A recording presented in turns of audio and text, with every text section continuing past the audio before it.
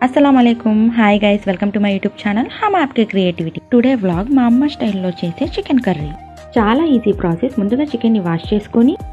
onion పచ్చిమిర్చి కొత్తిమీర కరివేపాకు కట్ చేసి కొత్తిమీర తప్ప రిమైనింగ్ అన్ని వేసేయాలి కొంచెం పసుపు తగినంత ఉప్పు కొంచెం ఆయిల్ వేసి 1 స్పూన్ అల్లం వెల్లుల్లి పేస్ట్ వేసి చక్కగా మిక్స్ చేసుకోవాలి 15 మినిట్స్ మూత పెట్టేయాలి